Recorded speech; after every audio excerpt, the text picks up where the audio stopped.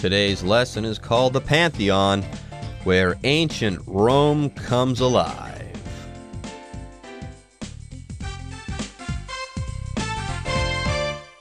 Hello everyone, my name is Jeff. My name is Roger, and today we're going to continue talking about an ancient work of architecture in the city of Rome in Italy. Of course, as you know, Italy used to be part of the Roman Empire, and they built all sorts of wonderful structures during the time of the Roman Empire, and some of those structures are still standing today, including the Colosseum and the Pantheon, which we began talking about last time.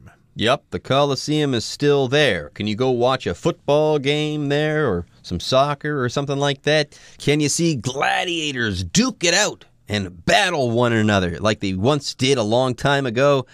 No. You can probably take a selfie outside of the Colosseum, but that's about it. But the Pantheon, it's extremely well preserved. You can still go in there and actually do stuff. It's still standing there after a couple of thousand years. Well done, ancient Roman architects. All right, folks, with that, it's time for us to take a short break. But when we come back, we'll continue talking about the Pantheon. In many ways, the Pantheon's history is just as fascinating as its architecture. The building that we see today, built around 120 AD by Emperor Hadrian, is actually the Pantheon's third version, the first two having been destroyed by fire. Back then, the Pantheon most likely served as a temple. When the emperors wanted to communicate with the gods, they went to the Pantheon, which means of all the gods in Greek, and their prayers would rise to the heavens via the oculus.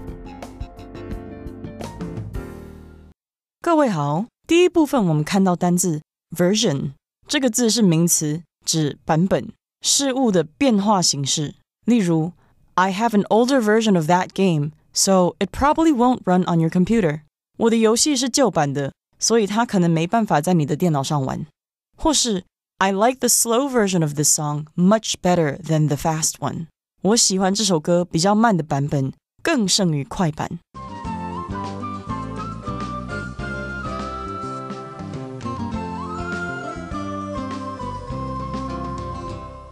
Okay, so today we're talking about the history of the Pantheon. And in many ways, the Pantheon's history is just as fascinating as its architecture. So remember, in our last program, we focused on the architecture of the building itself. We talked about the columns and the portico and the dome, but today we're going to talk about the history. That is just as fascinating as the architecture. They're both fascinating, so they're both worth talking about. And the word fascinating here just means really, really amazing. It fascinates you. It really grabs your interest, and you want to learn more about it. Wow. I'm even more fascinated than I was before. Seriously, though, this stuff is really amazing. The Pantheon, the way it was constructed. Oh, man. I'm super interested. I want to learn more. I am fascinated. And it sounds like the history of the Pantheon is going to be fascinating as well. Remember, the history is going to go back like 2,000 years. That's how old this building is. Anyways, though, it says here, the building that we see today, built around AD 120 by Emperor Hadrian, is actually the Pantheon's third version. So apparently they got it right the third time they built it. The first two having been destroyed by fire. So here we've got this word version. A version is the form that something takes or an iteration of something. Now, those all sound like fancy words. So let's make things super simple. Let's think of software, okay? Windows comes out with a new version every once in a while. I remember there was Windows and then Windows 98 and Windows ME and Windows XP. Each of those was a different form of Windows. It was still Windows, just a newer and improved version or form. So I imagine the first Pantheon, maybe they built it with wood. That wasn't very smart. It burned down. Then they built the next one. Less wood, more stone. Still burned down. Third one, they built it entirely with stone, didn't burn down. There you go. The third version, that's the one that's still standing now. Didn't burn down, made out of stone and concrete. Brilliant. Now, is that what happened? No, but I'm sure our author is intimately familiar with the details of the history of the Pantheon, so let's read on. Let's read on, and I was going to say here that this sentence ends with a kind of clause here. This is actually the third version of the Pantheon, the first two having been destroyed by fire. Basically, this means that the first two were destroyed by fire, so therefore we have the third version, okay? That's what happened to the previous two versions. They burnt down. Now, moving on to the next sentence, it says, back then, the Pantheon most likely served as a temple.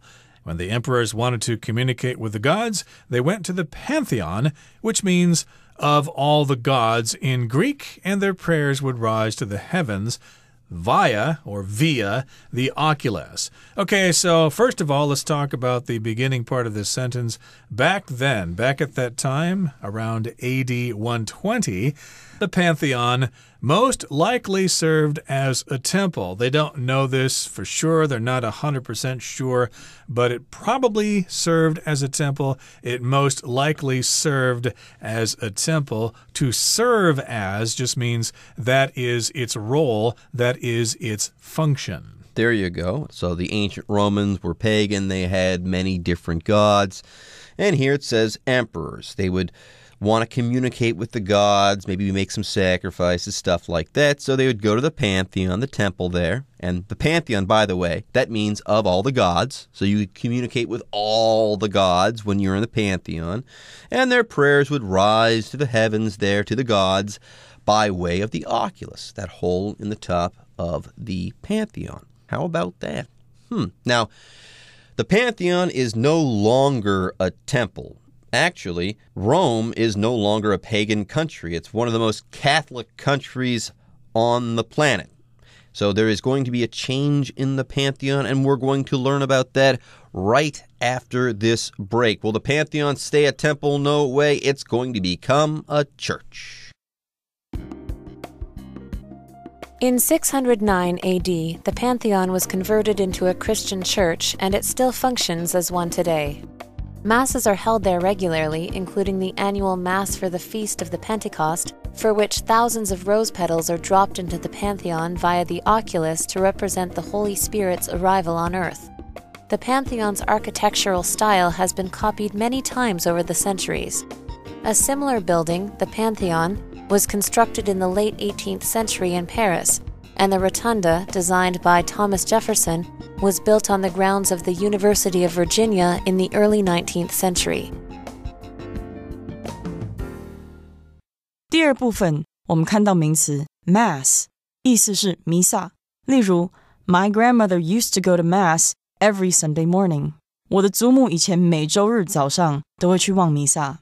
另外，除了上面的意思，这个字也可以当形容词，指大众的、大量的、大规模的。我们可以说 The explosion caused mass panic in the metro. 这起爆炸在地铁站引起群众恐慌。或是 The candidate won mass support among the middle class. 那位候选人赢得中产阶级的广大支持。再举一个例子 The dinosaurs died out in a mass extinction event. 恐龙在一起大规模灭绝事件中死亡殆尽。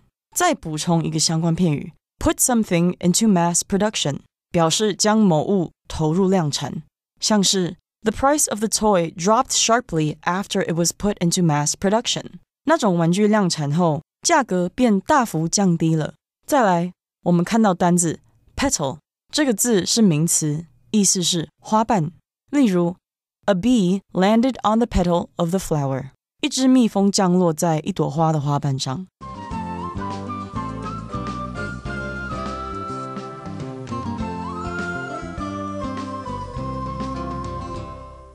Okay, so we're continuing to talk about the history here. Moving ahead to AD 609, gee, that's almost 500 years later, the Pantheon was converted into a Christian church, and it still functions as one today. So Christianity, of course, did not exist at one time in history, but it started in the year 0, and then gradually over time there were more and more Christians, and then Rome gradually accepted Christianity as a legitimate religion. And basically because there were so many Christians, they needed to have another big church, another big cathedral. So the Pantheon was converted into a Christian church. It was changed from one kind of temple into another kind of church. There you go. Now let's move on. The next sentence says, masses are held there regularly, like all the time, as if by schedule, including the annual Mass for the Feast of the Pentecost, for which thousands of rose petals are dropped into the Pantheon via the oculus to represent the Holy Spirit's arrival on earth. So it sounds like people really like that oculus and they use it to this very day. By the way, it says here, masses are held at the Pantheon regularly. Okay, when you go to church and you're a Catholic, you go to Mass. Usually Mass is 1 hour long, and you go there and you pray to God, and the priest talks, so on and so forth. That is Mass. And yes, Masses are held there regularly, and there is actually a yearly Mass that's quite special that they hold there. And I know this is a yearly Mass because it says that this is an annual Mass. The word annual does mean yearly or once every year. And it's a Mass for the Feast of the Pentecost. I'm not a Catholic, but my understanding is that this celebrates the time when Jesus came back down to earth after he went back up to heaven after he was crucified. So Jesus is kind of going up and down all the time here. He first came down to earth as Jesus, the baby in the manger, you know. Then he was crucified and he went back up to heaven. And then later he came back down again. And that is the Pentecost, when he descends back to earth. And that is symbolized by all those rose petals coming down from that oculus. So I wonder how they do that. Does somebody actually walk up there with a bunch of rose petals and dump them through the hole, or do they use a helicopter or something? Anyways, rose petals. When I think of rose petals, I think of someone take a red rose and you take the flower off and you take each one of those red pieces off. Those red pieces that are a part of the flower, each single one of those would be a petal. P-E-T-A-L, rose petals. One day when you get married, you might stay in the honeymoon suite and they might have a special bath drawn for you.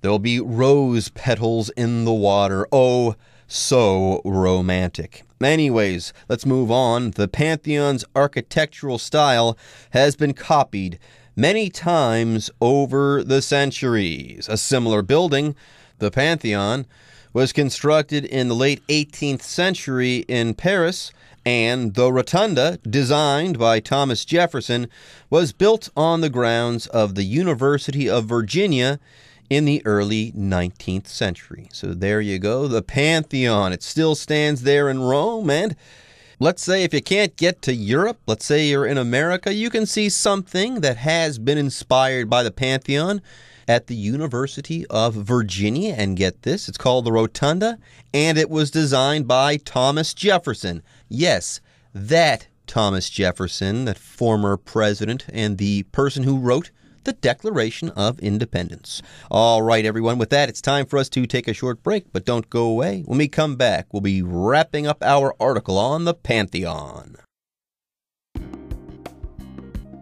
Today, the Pantheon continues to amaze its beholders, and its beautiful design is a reminder of the architectural genius the ancient Romans possessed.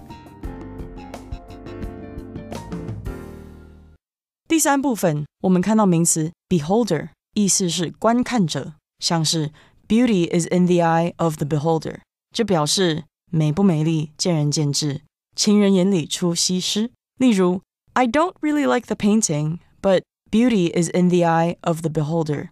我不是很喜欢这幅画，但美不美就见仁见智了。另外，这个字去掉字尾 er， 就成了动词 behold， 指看、注视。像是 It was incredible to behold the beauty of the Grand Canyon. 看到大峡谷优美的景观，令人叹为观止。再补充一个相关片语 A sight to see or behold. Sight, S-I-G-H-T. A sight to see or behold. 表示值得一看的事物，令人难忘的景象。举例来说 The restored palace is truly a sight to behold, especially for those who are fond of European architecture. 这座修复的宫殿很值得一看，尤其是对于喜欢欧洲建筑的人。最后我们看到单字 genius， 这个字作不可数名词时指天赋、天资。例如 Roland goes to a special school that can better train his math genius. Roland 上一所特殊学校，以加强训练他的数学天赋。而这个字作可数名词时指天才，我们可以说 He was so brilliant that he was said to already be a genius at age 7. 他非常聪明，7岁时就已经被人说是天才了。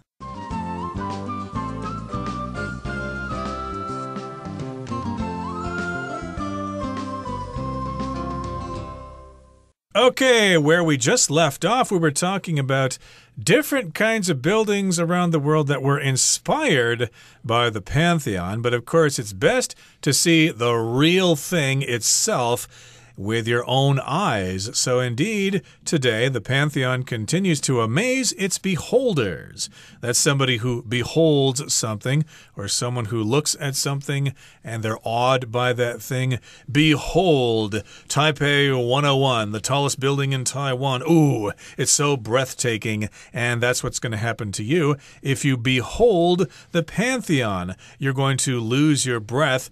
You're going to be breathless when you look at that amazing ancient work of architecture. If you see it, you will be amazed. The Pantheon continues to amaze the people who see it, observe it, so on and so forth. And its beautiful design is a reminder of the architectural genius the Romans possessed. And I think I might have mentioned this earlier.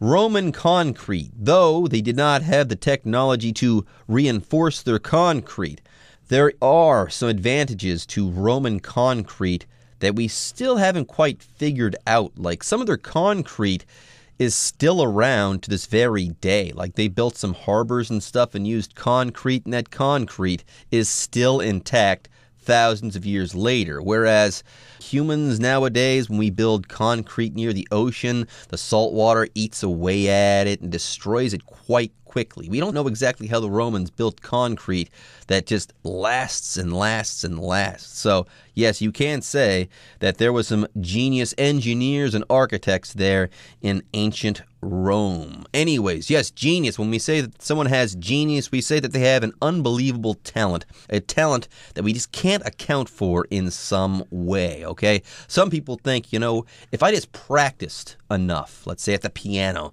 one day I could be as good as that next person. But then you hear someone like Beethoven play and you realize, no, I could practice my entire life and then another life and I would still not be that good because Beethoven is a genius. He has genius. Right. Genius, of course, is intelligence.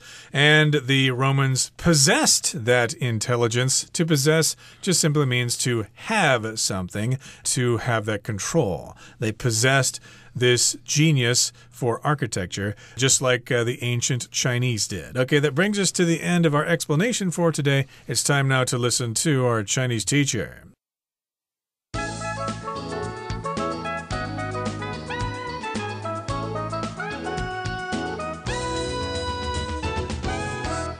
各位同学大家好，我是 Hanny。 我们来看今天的文法重点。课文第二部分的第一句有写到说，在西元609年，万神殿改成了基督教教堂，如今仍作为教堂使用。好，文中它用到 function as 加上名词来表达作为什么，当做什么，或是它有充当什么什么的意思。那这时候它就跟 serve as 加上名词意思差不多。举例来说，我们可以说 This couch can also function as a bed. 你也可以说 This couch can also serve as a bed. 这张沙发也可以当作床来使用。好，另外看到 convert 这个动词呢，它表示转变转换，我们可以用 convert A into B 来表达将 A 转变成 B， 来表达说把原本的东西改成另一样东西了。好，那文中它其实是用被动语态来表示 was converted into a Christian church， 被改成了基督教教堂。好，那么另外 convert 这个字也常用来表达使改变信仰皈依的意思， convert to 加上名词可以表达皈依某一个宗教或是信仰，那通常是指说从原本信奉的宗教转变到另一个宗教。好，那我们接着也来学习 convert 这个字的字首字根。先来看到 VERS 和 VERT 这两个字根都有转动、翻转或是变动的意思，那么带有这一类的字根的字大多就含有改变原状的语义。好，在 convert 这个字当中呢，它的字首 CON 表示 together 一起，那么字根 VERT 表示 turn 转，全部一起翻转，那应该很容易联想到 convert 它有转换，或是说像我们信仰完全转变的那种语义。好，那么我们顺便来补充几个这一类字根的单字哦。第一个是 invert INVERT， 它的字首 IN 表示在什么之中，在什么之上，字根 vert 表示翻转，当我们把某个东西内外翻转或是上下翻转，那它就会变成是反向或是上下颠倒的嘛，那么 invert 这个动词就表示使什么反向，使颠倒。好，第二个补充的是 divert DIVERT， 它的字首 DI 有分离的意思，或是从什么什么的意思，那么字根 vert 表示转，当我们把这个事物呢转移到旁边，或是当这个注意力它转离了，离开了原本的事物，我们用这样的方式也许可以联想到这个 divert 它有使转向、使转移或是使什么分心的意思。那第三个补充的是 conversation， 这个字大家应该很熟悉，它的字首 CON 表示一起或是强调，那么字根 verse 的部分表示转，ATION 是名词字尾。好，我们在聊天的时候，这个讲话顺序是会轮来轮去、转来转去，会有这个互动嘛？那我们就可以用强调双方这样转来转去有互动才能对话的方式去联想 conversation， 它就有交谈、对话或是对谈的意思。第四个补充的是 versatile 或是念作 versatile。好，它的字根 VERS 表示转。AT 是来自动词字尾 ATE 来表达使或是使成为，那么 ILE 是形容词字尾，它是用来表达说具有某一种能力。好，那我们从字跟字尾的表面意思来看， versatile 或是 versatile 它就是指说具有多变的能力嘛，那这个语义呢就带出了多才多艺的意思咯。好，以上是今天重点整理，我们回顾今天的单字吧。Fascinating. Randy told me some fascinating stories about his trip to India. Version. Make sure you have installed the latest version of the software. Annual. Tim has organized the company's annual Christmas party for the past 4 years. Beholder. People often say that beauty is in the eye of the beholder. Genius. Jeremy is convinced of his own artistic genius, but few people like his work.Possess. If only my father had possessed good business sense.